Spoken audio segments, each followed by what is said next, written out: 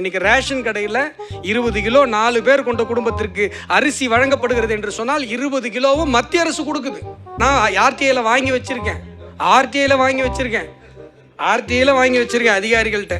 எவ்வளோ கான்ஃபிடென்ட்டாக அடிச்சு விடுறாரு பார்த்தீங்களா?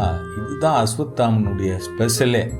எவ்வளோ பெரிய பொய்யா இருந்தாலும் அதை எதிரில் இருக்கிறவங்களே ஆச்சரியப்படுற அளவுக்கு கான்ஃபிடென்ட்டாக அடிச்சு விடுவார். வீடு கட்டுறதுக்கு மத்திய அரசு பணம் கொடுக்குது, குழாய் மூலமாக குடிநீர் மத்திய அரசு கொடுக்குது. மத்திய அரசாங்கத்துடைய ஃபண்டில் தான் உள்ளாட்சிகள் முழுசும் நடக்குது. சார் திமுக என்ன சார் பண்ணுது? ஒரு 50 காசுக்கு ஸ்டிக்கர் ஓட்டுறோம் எல்லாத்துலேயும். செலவே கிடையாது, ஒரே ஒரு ஸ்டிக்கர். அதாவது ரேஷன் கடையில் 20 கிலோ அரிசி 4 பேர் கொண்ட குடும்பத்துக்கு வழங்கப்படுதுன்னா அது 20 கிலோவையும் ஒன்றிய அரசு தான் கொடுக்குது. இது எப்படி சொல்கிறாரு அப்படின்னா, மொத்த ரேஷன் கடையில் இருக்கக்கூடிய எல்லாத்தையும் ஒன்றிய அரசு கொடுக்குது, ஆனால் மாநில அரசு ஸ்டிக்கர் ஒட்டிக்குது. தமிழ்நாடு அரசினுடைய வேலை என்ன?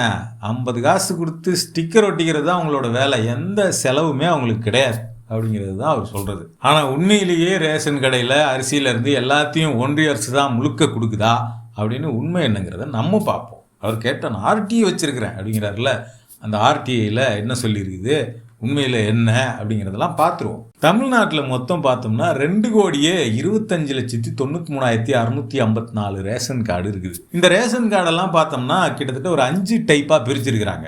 அதில் வந்து நான் ப்ரையாரிட்டி ஹவுஸ் ஹோல்டு கார்ட்ஸ் அப்படின்னு சொல்லுவாங்க, NPHH கார்ட்ஸ். இதுதான் இந்த 2 கோடி கார்டில் இருக்கிறதுலே அதிகமான கார்டு. கிட்டத்தட்ட 1,10,00,000 கார்டு பார்த்தோம்னா இந்த NPHH கார்டு தான் இருக்குது தமிழ்நாட்டில். அதுக்கு அடுத்தது பார்த்தோம்னா PHH card, priority household கார்டுன்னு சொல்லுவாங்க.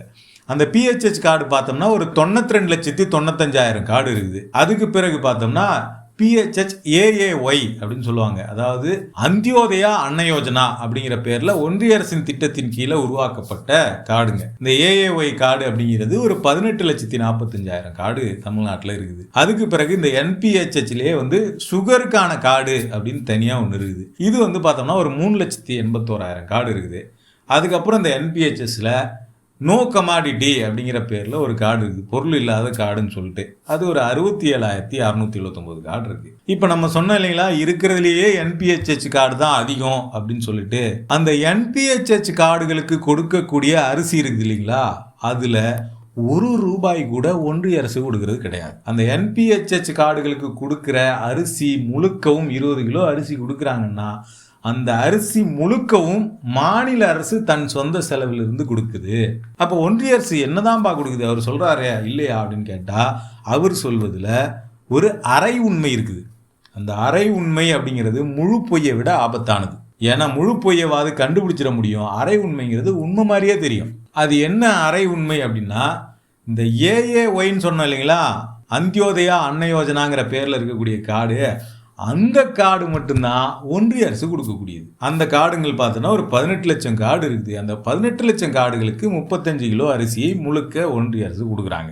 அதே மாதிரி PHH கார்டுன்னு சொன்னோம் இல்லைங்களா, அந்த PHH கார்டில் ஒரு குறிப்பிட்ட சதவீதம் ஒன்றிய அரசு கொடுத்தாக வேண்டும் அப்படின்னு நேஷனல் ஃபுட் செக்யூரிட்டி ஆக்ட் 2013 அதாவது பிரதமராக மோடி வருவதற்கு முன்னாடியே கொண்டு வரப்பட்ட சட்டம். அந்த சட்டத்தின்படி ஒன்றிய அரசு இந்த ப்ரையாரிட்டி ஹவுஸ் ஹோல்டுகளுக்கு குறிப்பிட்ட சதவீதம் கொடுக்க வேண்டும் அப்படின்னு அவங்களுக்கு சட்டம் இருக்குது. அந்த சட்டத்தின் அடிப்படையில் ஒன்றிய அரசு ஒரு குறிப்பிட்ட ஷேரை PHH கார்டுகளுக்கு மட்டும் கொடுக்குறாங்க. அதில் தான் இவர் இந்த ஆர்டிஐன்னு சொல்கிறாரு இல்லைங்களா, அந்த மேட்ரு வருது. எல்லா கார்டுகளுக்கும் வர்றது கிடையாது. அப்போ இந்த PHHல வந்து பார்த்தோம்னா ஒருத்தவங்க இருக்கக்கூடிய தனிநபர் ரேஷன் கார்டாக இருந்தால் அதுக்கு 12 கிலோ அரிசி கொடுப்பாங்க. அந்த 12 கிலோவில் 5 கிலோவை ஒன்றிய அரசு கொடுக்கும், 7 கிலோ மாநில அரசு கொடுப்பாங்க. அதே மாதிரி 2 பெரியவங்க இருக்கக்கூடிய கார்டாக இருந்தால் 16 கிலோ அரிசி கொடுப்பாங்க. அந்த 16 கிலோவில் 10 கிலோ ஒன்றிய அரசு, 6 கிலோ மாநில அரசு கொடுக்கும். அதே மாதிரி 3 பெரியவங்க இருந்தாக்கா 20 கிலோ அரிசி கொடுப்பாங்க. அந்த 20ல் 15 கிலோ ஒன்றிய அரசு, 5 கிலோ மாநில அரசு கொடுக்கும். 4 பேருக்கு மேலே இருந்தால் 20 கிலோ ஒன்றிய அரசு கொடுக்கும். அப்போ இந்த PHH கார்டுகளுக்கு NFSA சட்டத்தின் கீழே ஒரு குறிப்பிட்ட ஷேரை ஒன்றிய அரசு கொடுத்துக்கிட்டு இருக்கு இல்லைங்களா, அது அரிசியில் மட்டும். இதில் ரொம்ப முக்கியமாக நம்ம கவனிக்க வேண்டியது அதான், ரேஷன் கார்டுனா ரேஷன் கடையில் கிடைக்கிற எல்லா பொருளுக்கெல்லாம் ஒன்றிய அரசு கொடுக்கறது இல்லை, அரிசியில் மட்டும். அதைத்தான் இவர் வச்சுட்டு ஆர்டிஐ என்கிட்ட இருக்குது, முழுக்க நாங்கள் தான் கொடுக்குறோம்னு சொல்லிட்டு ஏதோ ரேஷன் கடை முழுக்க ஒன்றிய அரசின் ஃபண்டில் நடக்கிற மாதிரி கதை விட்டுக்கிட்டு இருக்காரு. அப்போ அரிசியில் ஒரு குறிப்பிட்ட சதவீதம் ஒன்றிய அரசு கொடுக்குறாங்க, அதுவும் பெரும்பான்மையாக இருக்கக்கூடிய என்பிஹெச்எஸ் கார்டுகளுக்கு எதுவுமே கொடுக்கறது இல்லை. இதுதான் அதனுடைய உண்மை நிலைமை. குறிப்பாக தமிழ்நாட்டில் பார்த்தோம்னா யூனிவர்சல் பிடிஎஸ் அப்படிங்கிற சிஸ்டத்தை ஃபாலோ பண்ணுறாங்க. இந்தியாவிலேயே தமிழ்நாட்டில் தான் இந்த யூனிவர்சல் பிடிஎஸ் சிஸ்டம் ஃபாலோ பண்ணப்படுது. ஏன்னா எந்த மக்களும் பாதிக்கப்பட்டுறக்கூடாது, டார்கெட்டட் பிடிஎஸ் அப்படிங்கிற பேரில் தான் மற்ற மாநிலங்கள்லாம் இந்த பிடிஎஸ் சிஸ்டத்தை ஃபாலோ பண்ணுறாங்க. அதாவது குறிப்பிட்ட சில பேருக்கு மட்டும்தான் அரிசி பொருள்லாம் கிடைக்கும், மற்றவங்களுக்குலாம் கிடைக்காது. ஆனால் தமிழ்நாட்டில் தான் ரேஷன் கார்டு வைத்திருக்கக்கூடிய எல்லாருக்குமே அரிசி கிடைக்கும், பருப்பு கிடைக்கும், எண்ணெய் கிடைக்கும் அப்படிங்கிற சிஸ்டத்தை ஃபாலோ பண்ணிக்கிட்டு இருக்காங்க. அப்போ இந்த யூனிவர்சல் பிடிஎஸை தமிழ்நாடு ஃபாலோ பண்ணுறதுனாலேயே தமிழ்நாடுக்கு அதிக அளவிலான அரிசி கூடுதலாக தேவைப்படுது. அந்த கூடுதலாக தேவைப்படுற அரிசியை எங்கேருந்து வாங்குறாங்கன்னா ஒன்றிய அரசினுடைய ஃபுட் கார்பரேஷன் ஆஃப் இந்தியா கோடவுன்லேருந்து தமிழ்நாடு அரசு சும்மா வாங்கலை, காசு கொடுத்து வாங்குறாங்க. அதில் குறிப்பாக டைட் ஓவருங்கிற பேரில் கொடுக்கப்படக்கூடிய ஒரு குறிப்பிட்ட அலோகேஷன் தவிர கிட்டத்தட்ட 1,00,000 மெட்ரிக் டன் அரிசியை தமிழ்நாடு அரசு ஃபுட் கார்பரேஷன் ஆஃப் இந்தியா குடோன்லேருந்து ஒரு கிலோ 22 ரூபா 50 காசு கொடுத்து வாங்குறாங்க. 22 ரூபா 50 காசு கொடுத்து வாங்கின அரிசியை இலவசமாக மக்களுக்கு கொடுக்குறாங்க. அப்போ இந்த காசு முழுக்க மாநில அரசினுடைய காசு. அப்போ மாநில அரசு தமிழ்நாட்டில் கொடுக்கக்கூடிய இலவச அரிசி இருக்குது இல்லைங்களா, அந்த இலவச அரிசியில் ஒவ்வொரு கிலோவுக்கும் ஒன்றிய அரசுக்கு 22 ரூபா 50 காசு பணமாக மாநில அரசின் நிதியிலிருந்து கொடுக்குறாங்க. இதெல்லாம் மறைச்சிட்டு தான் இவர் அஸ்வத்தாமன் எல்லாம் நாங்கள் தான் கொடுக்குறோம், நீங்கள் ஸ்டிக்கர் ஒட்டிக்கிறீங்க அப்படிங்கிறார். இப்போ யார் ஸ்டிக்கர் ஒட்டுறாங்கிறத அடுத்தடுத்து நம்ம பார்க்கலாம். அதே மாதிரி நம்ம ரேஷன் கடையில் அரிசியை தவிர்த்து சர்க்கரை, கோதுமை, எண்ணெய், தோரம்பருப்பு இதெல்லாம் கொடுக்கப்படுது. இப்போ இதில் சர்க்கரையை எடுத்துக்கிட்டீங்க அப்படின்னா ஒரு மாதத்துக்கு தமிழ்நாட்டுக்கு 34,282 மெட்ரிக் டன் சர்க்கரை தேவைப்படுது. இதில் ஒன்றிய அரசு எவ்வளோ கொடுக்குதுன்னா வெறும் 1,864 மெட்ரிக் டன் தான் ஒன்றிய அரசு கொடுக்குது. அதுவும் அந்த ஏஏஒய் கார்டுகளுக்கு மட்டும். அதுவும் இலவசமாக கொடுக்குறாங்களா அப்படின்னு கேட்டாக்கா இலவசமாலாம் கொடுக்கறது இல்லை. ஒரு கிலோ 18 ரூபா 50 காசு கொடுத்து தான் தமிழ்நாடு அரசு அந்த ஏஏஒய் கார்டுகளுக்கான சர்க்கரையை ஒன்றிய அரசுக்கிட்டேருந்து வாங்குறாங்க. அதில் இன்னும் ஒரு 5 ரூபாயை குறைச்சி 13 ரூபா 50 காசுக்கு அதை நியாய விலை கடையில் விற்கிறாங்க. மற்ற கார்டுங்களுக்கு 25 ரூபா கொடுத்து விற்கிறாங்க. அப்போ இவ்வளவு செலவு கொடுத்து ஓப்பன் மார்க்கெட்டில் தமிழ்நாடு அரசு சொந்த நிதியை கொடுத்து தான் சர்க்கரையை வாங்கி மக்களுக்கு விநியோகிக்கிறாங்க மானிய விலையில். அதே மாதிரி தோரம்பருப்பு, எண்ணெய் இதெல்லாம் எடுத்துக்கிட்டோம்னா இந்த ரேஷன் கடைகளில் வெறும் அரிசி மட்டும் கொடுக்காம சமையலுக்கு தேவையான தோரம்பருப்பு எண்ணெயை கொடுக்குற அந்த வழக்கம் அப்படிங்கிறத இந்தியாவிலேயே முதல் முறையாக அறிமுகப்படுத்தினது அப்படின்னா தமிழ்நாடு தான் அறிமுகப்படுத்துச்சு 2007. அப்போ அதுக்கான மொத்த செலவையும் தமிழ்நாடு தான் இன்னைக்கு வரைக்கும் ஏற்றுக்கிட்டு இருக்காங்க. அப்போ ஓப்பன் மார்க்கெட்டில் தோரம்பருப்பையும் எண்ணெயும் வாங்கி அதை மானிய விலையில் குறைந்த விலையில் ஒரு கிலோ 30 ரூபாய்க்கு தோரம்பருப்பையும் எண்ணெயை ஒரு லிட்டர் 25 ரூபாய்க்கும் கொடுக்குறாங்க. இதுலேயும் 1 ரூபா கூட ஒன்றிய அரசு போடுறது கிடையாது. அப்போ ஒட்டுமொத்தமாக இந்த ரேஷன் கடைகளுக்கு பப்ளிக் டிஸ்ட்ரிபியூஷன் சிஸ்டத்துக்குன்னு பார்த்தா வருடத்துக்கு இந்த பட்ஜெட்டில் பார்த்தோம்னா 14,000 கோடி தமிழ்நாடு அரசுலேருந்து ஒதுக்கப்பட்டிருக்கு. ஆனால் இவர் என்ன சொல்கிறாரு, 50 பைசா தான் அவங்களுக்கு செலவு, ஸ்டிக்கர் ஓட்டுறது மட்டும்தான் அவங்க செலவு, அவங்களுக்குலாம் எந்த செலவும் கிடையாது, எல்லாத்தையும் நாங்கள் பண்ணுறோம் அப்படின்னு அடிச்சு விட்டுனுக்கிறார். ரேஷன் கடையை நடத்துறதுக்கான செலவு, ஊழியர்களுக்கான சம்பளம், பொருட்களை வாங்கி விற்கிறது, இது எல்லாத்தையும் தமிழ்நாடு அரசு பண்ணுது. அரிசியில் மட்டும் குறிப்பிட்ட ஷேரு, அதுவும் சட்டப்படி கொடுக்கணும்னு கட்டாயம் இருக்கிறதுனால கொடுத்துட்டு முழுக்க நாங்கள் கொடுக்குறோம்னு ஸ்டிக்கர் ஒட்டுற வேலையை இப்போ அஸ்வத்தாமன் தான் பண்ணிக்கிட்டு இருக்காரு. இதை இதுக்கு முன்னாடியே யார் பண்ணாங்க அப்படின்னா ஒரு 2 வருஷத்துக்கு முன்னாடி நிர்மலா சீதாராமன் பண்ணாங்க. அரிசி நீங்கள் கொடுக்குற அரிசி ஒன்றிய அரசு கொடுக்குற அரிசி இங்கே ரேஷன் கடையில் மோடி படத்தை மாட்டணும் அப்படின்னு சொல்லிட்டு தெலுங்கானாவில் போய் பிரச்சனை பண்ணாங்க.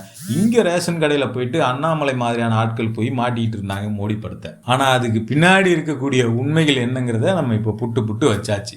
நீங்கள் மற்ற மாநிலங்களுக்கு வேணால் போய் அரிசி மட்டும் கொடுக்குற மாநிலங்களுக்கு வேணால் போயிட்டு இங்கே நாங்கள் தான் அரிசி கொடுக்குறோம், நீங்கள் இங்கே மோடி ஃபோட்டோ வைக்கணும்னு கேட்கலாம். ஆனால் தமிழ்நாடு யூனிவர்சல் பிடிஎஸை ஃபாலோ பண்ணுது.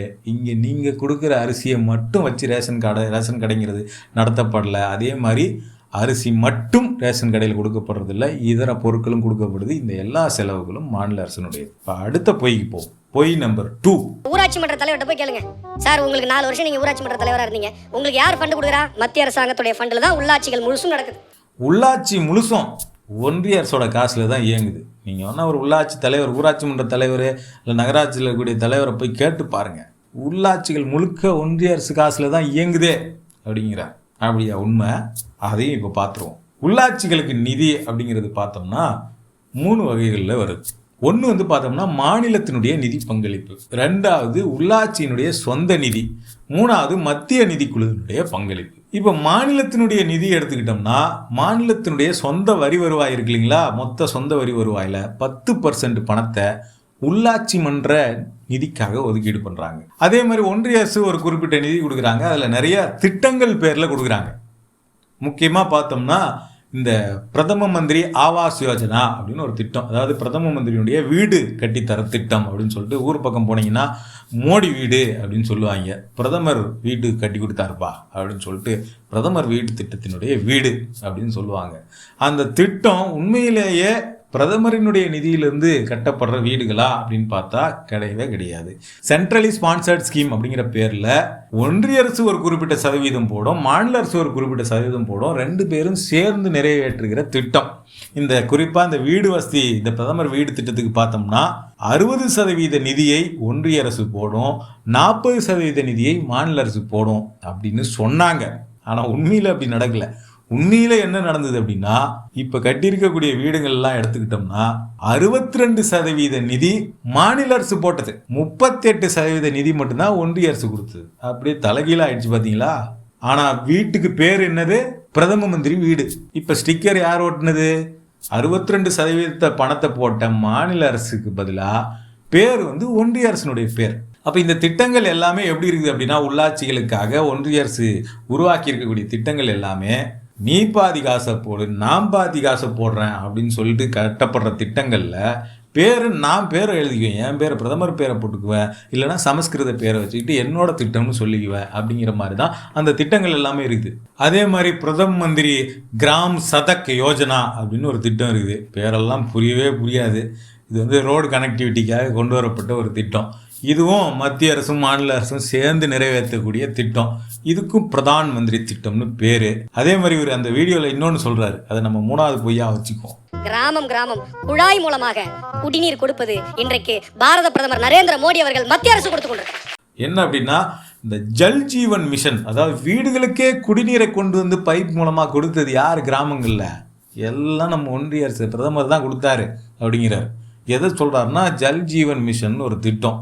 அந்த திட்டத்தினுடைய ஃபண்டிங் பேட்டர்ன் எப்படிப்பட்டது அப்படின்னு பார்த்தோம்னா, 50% நிதியை ஒன்றிய அரசு கொடுக்கும், 50% நிதியை மாநில அரசு போடும். 2 பேரும் ஈக்குவல் ஷேரு. ஆனால் பேரு சமஸ்கிருத பேரு. அதுவும் இந்த ஜல்ஜீவன் மிஷனை ஸ்டேட் கவர்மெண்ட் ஆக்டிவாக ஃபண்டு ஒதுக்கி எல்லா இடங்களுக்கும் தமிழ்நாடு முழுக்க கொண்டு போய் சேர்த்துருக்காங்க ஒரு மாநிலத்தில் அப்படின்னா அது தமிழ்நாட்டில் மட்டும்தான் நடந்திருக்குது. மற்ற மாநிலங்களை காட்டிலும் இந்த ஜல்ஜீவன் மிஷன் தமிழ்நாட்டில் தான் சிறப்பாக நடைமுறைப்படுத்தப்பட்டிருக்கு அப்படின்னு நித்தி ஆயோக்லேருந்தே சொல்லியிருக்கிறாங்க. அப்போ பாதிக்கு பாதி பணம் கொடுக்கிற திட்டத்திலையும் ஒன்றிய அரசு ஸ்டிக்கர் ஒட்டிக்கிறாங்க. அடுத்ததா பொய் நம்பர் 4, மெட்ரோ ஃபேஸ் 2 திட்டத்துல மாநில அரசு திட்டம், மத்திய அரசு கிட்ட நீங்க பணம் கேட்கறீங்க. 63,000 கோடி ரூபாய் திட்டம். கேட்ட மாத்திரத்தில் பாரத பிரதமர் நரேந்திர மோடி அவர்கள் அந்த நிதியை கொடுக்குறாங்க. மெட்ரோ திட்டத்துக்கு, மெட்ரோ சென்னை மெட்ரோ ஃபேஸ் 2 இருக்குது இல்லைங்களா, அந்த திட்டத்துக்கு கேட்ட உடனே தூக்கி கொடுத்தாரு பிரதமர் 63,000 கோடி. அதாவது முதல்ல வந்து இதை மாநில அரசினுடைய ஸ்டேட் செக்டார் ப்ராஜெக்ட்னு இவங்க சொல்லிட்டு இருந்தாங்க. நாங்களே பார்த்துக்கிறோம், உங்கள் ஹெல்ப்லாம் தேவையில்லை அப்படின்னு சொல்லிட்டு இருந்தாங்க. ஆனால் அவங்களால முடியல. அப்புறம் இவங்க வந்து கேட்ட உடனே பிரதமர் உடனடியாக கொடுத்தார். அப்படி தான் உண்மையிலே கொடுத்தாரா அப்படின்னு சென்னை மெட்ரோ ஃபேஸ் 2 அந்த எஸ்டிடி அதை பார்த்தா தெரிஞ்சிடும். ஆக்சுவலாக இந்த சென்னை மெட்ரோ ஃபேஸ் 2ங்கிறது எப்போ தொடங்கப்பட்டுச்சு, அதனுடைய அறிக்கை, முதல் கட்ட அறிக்கை எப்போ தாக்கல் பண்ணப்பட்டுச்சு அப்படின்னா 2017. எப்போ? அதிமுக ஆட்சியில் இருந்தப்போ. அப்போவே 80,000 கோடிக்கு மேலே இதுக்கு பட்ஜெட்னு சொல்லிட்டு ப்ராஜெக்ட் ரிப்போர்ட் அனுப்பிச்சி வச்சாங்க. அதை ஒன்றிய அரசுலேருந்து திருப்பி அனுப்புனாங்க. திருப்பி அனுப்பினோடனே திருப்பி இவங்க உட்காந்து பட்ஜெட்டெல்லாம் குறைச்சி 63,000 கோடி பட்ஜெட் அப்படின்னு சொல்லிட்டு மறுபடியும் அனுப்பிச்சாங்க. அப்பையும் கண்டுக்கல. 2019 பிரதமர் மோடி தமிழ்நாட்டுக்கு வந்தார். எதுக்காகனா சென்னை மெட்ரோ ஃபேஸ் 1 துவங்கி வைக்கிறதுக்காக. அப்போ எடப்பாடி பழனிசாமி முதலமைச்சராக இருந்தார். இவங்க 2 பேரும் ஒரே கூட்டணியில் இருந்தாங்க தேர்தலில். அப்போ இங்கே தமிழ்நாட்டில் நடந்தது டபுள் என்ஜின் சர்க்கார். எப்படின்னா, ஒன்றியத்தில் பாஜகவினுடைய ஆட்சி, மாநிலத்தில் அதிமுகவின் ஆட்சி, 2 பேரும் ஒரே கூட்டணி, 2 பேரும் டபுள் என்ஜின் சர்க்காராக இருந்தப்பவே 2019 Edappadi Palaniswami Chennai metro phase 2 approve பண்ணுங்க அப்படின்னு கேட்டப்ப அதுக்கு அப்ரூவலை பிரதமர் அவர்கள் வழங்கவில்லை. அதுக்கு பிறகு 2020 அமித்ஷா வந்தார் தமிழ்நாட்டுக்கு. அப்பயும் திருப்பி கேட்குறாங்க ஃபேஸ் 2க்கு அப்ரூவ் கொடுங்கன்னு, அப்பயும் கொடுக்கல. ஆனால் 2021 தமிழ்நாட்டில் தேர்தல், சட்டமன்ற தேர்தல் வந்துச்சு இல்லைங்களா, அந்த தேர்தலுக்கு ஒரு 2 மாதத்துக்கு முன்னாடி, அப்போ 2021 யூனியன் பட்ஜெட், அதை நிர்மலா சீதாராமன் வாசிக்கும் போது என்ன சொல்கிறாங்க அப்படின்னா, சென்னை மெட்ரோ ஃபேஸ் 2க்காக 63,000 கோடி ஒதுக்குறதுக்கு மத்திய அரசு முடிவு பண்ணிருக்குது அப்படின்னு சொல்கிறாங்க. ஆனால் தேர்தல் முடிஞ்சுது, தேர்தலில் அதிமுக அரசு தோல்வி அடைஞ்சுது. அதுக்கு பிறகு இந்த நிதியை பற்றி கேட்டால் மறுபடியும் பேச்சே கிடையாது. சரி என்னதான் ஆச்சு அப்படின்னு சொல்லிட்டு 2024 பார்லிமெண்ட்டில் கொஸ்டினாக கேட்குறாங்க, சென்னை மெட்ரோ ஃபேஸ் 2க்கு எப்போ அப்ரூவல் கிடைக்கும் அப்படின்னு. அதுக்கு எல்லாரும் ஆச்சரியப்படுற மாதிரி ஒன்றிய அரசு கொடுத்த பதில் என்ன தெரியுங்களா? ஆகஸ்ட் 2024 சென்னை மெட்ரோ ஃபேஸ் 2ங்கிறது ஒரு ஸ்டேட் செக்டார் ப்ராஜெக்ட், அது மாநில அரசினுடைய திட்டம், அதுக்கு எதுக்கு ஒன்றிய அரசுக்கிட்ட நீங்கள் கேட்குறீங்க, அது உங்கள் திட்டம், உங்கள் செலவு, நீங்கள் பார்த்துக்குங்க அப்படிங்கிற மாதிரி ஒரு ரிப்ளையை கொடுத்தாங்க. இதே பதிலை செப்டம்பர் மாதம் 2024 நிர்மலா சீதாராமன் பத்திரிகையாளர்களிடம் சொன்னாங்க. இது ஸ்டேட் செக்டார் ப்ராஜெக்ட், இதுக்கு எதுக்கு நாங்கள் காசு தரணும் அப்படின்னு. அதுக்கு பிறகு பல அழுத்தங்கள், பல கேள்விகள், பல எதிர்ப்புகள், இதெல்லாம் தாண்டி தான் 2024 இறுதியில் சென்னை மெட்ரோ ஃபேஸ் 2க்கு ஒன்றிய அரசு அனுமதி கொடுத்தது, அப்ரூவல். அதை கொடுத்த உடனே 63,000 கோடி ஒன்றிய அரசு கொடுத்துருச்சு அப்படின்னு எல்லாரும் போஸ்டர் ஓட்ட ஆரம்பித்தாங்க, ஸ்டிக்கர். ஆனால் உண்மையிலேயே அந்த 63,000 கோடி ப்ராஜெக்டில் ஒன்றிய அரசு எவ்வளோ ஷேர் கொடுக்குறாங்க தெரியுங்களா? வெறும் 7,400 கோடி, 7,425 கோடி, அவ்வளோதான் ஒன்றிய அரசினுடைய ஷேர். ஆனால் 22,000 கோடிக்கு மேலே தமிழ்நாடு அரசு போடுது. மீதி 33,000 கோடி இருக்குது இல்லைங்களா, அந்த 33,000 கோடியை ஒன்றிய அரசு கடனாக வாங்கி கொடுப்பாங்க, சிஎம்ஆர் நிறுவனத்துக்கிட்ட கொடுப்பாங்க. அதை வச்சு அவங்க மெட்ரோ கட்டிக்குவாங்க. அந்த கடனை திருப்பி அடைக்க போகிறது ஒன்றிய அரசாங்கம் கேட்டால் கிடையாது. அந்த கடனை யார் அடைப்பாங்கன்னா சிஎம்ஆர்எல் நிறுவனம் அடைக்கும். சிஎம்ஆர்எல் நிறுவனத்தால் அடைக்க முடியல அப்படின்னா மாநில அரசு அடைக்கணும். இந்த வெற்றி கொடிக்கட்டு படத்தில் வடிவேல் இந்த கேரண்டி கையெழுத்து போட போவார் தெரியுங்களா? கேரண்டி கையெழுத்து போடுறதுக்கும் ஒரு பெரிய மனசு வேணும்பா அப்படின்னு சொல்லுவாங்க பார்த்தீங்களா? அந்த மாதிரி தான் இது. கடனை வாங்கி கொடுக்கறது மட்டும்தான் ஒன்றிய அரசு, திருப்பி கட்ட வேண்டியது சிஎம்ஆர்லும் தமிழ்நாடு அரசும். இந்த கடன் வாங்கி கொடுப்பதை தான் ஒன்றிய அரசு நிதி, அதுவும் 63,000 கோடியும் கொடுத்துருச்சு அப்படின்னு கதை விட்டுக்கிட்டு இருக்காரு அஸ்வத்தாமன். ஸோ இப்படி ஒரு மக்கள் மன்றம்னு பேர் அந்த நிகழ்ச்சிக்கு. மக்கள் மன்றத்தில் நின்று இவ்வளோ பொய்ய பார்க்குறவங்க யாராவது கண்டுபிடிக்க மாட்டாங்களா அப்படின்னு யோசிக்கவே இல்லை. அதெல்லாம் யாருக்கு தெரிய போகுது? கேட்டால் நம்மக்கிட்ட ஆர்டிஐ டேட்டா இருக்குதுன்னு ஒரு பாதி உண்மையை வச்சுக்கிட்டு கதை விட்டுக்கலாங்கிற தைரியத்தில் ரொம்ப கான்ஃபிடெண்ட்டாக அடித்து விட்டுக்கிட்டு இருக்கிறாரு. இப்போ வசமாக அவருடைய பொய்கள் அப்படிங்கிறது நம்மக்கிட்ட சிக்கியிருக்கு. ஸோ பொய்களை பரப்புவது, பொய்களை பேசுவது உங்களுடைய வேலையாக இருந்தால் அதை உடைப்பது, ஆதாரங்களுடன் உடைப்பது யூட்டனுடைய வேலையாக தொடர்ந்து இருந்துக்கிட்டே இருக்கும். யூட்டர்ன் அப்படிங்கிறது பொய் செய்திகளை முறியடிக்கிறதுக்காகவும் வெறுப்பை வீழ்த்துறதுக்காகவும் சுதந்திரமாக நடத்தப்படுற ஒரு சுதந்திர ஊடகம். இந்த ஊடகம் எந்த ஒரு அரசியல் கட்சியினுடைய நிதியிலும் நடத்தப்படுற ஊடகம் கிடையாது. மக்களாகிய நீங்கள் கொடுக்குற பணத்திலையும் யூடியூப், கூகுள் ஆட்ஸ் மாதிரி வரக்கூடிய பணத்திலையும் தான் இந்த ஊடகம் நடத்தப்படுது. யூட்டர்ன் செய்கிற இந்த வேலை முக்கியமானது, இது சரியாக இருக்குது அப்படின்னு நீங்கள் நினச்சிங்கன்னா ஸ்க்ரீனில் தெரிகிற QR கோட் மூலமாக உங்களால் முடிஞ்ச டொனேஷன் அனுப்பி யூட்டர்னோட வளர்ச்சிக்கு உதவலாம். தொடர்ச்சியாக இந்த மாதிரியான வீடியோக்களை பார்க்குறதுக்கு யூட்டர்னை சப்ஸ்கிரைப் பண்ணுங்கள்.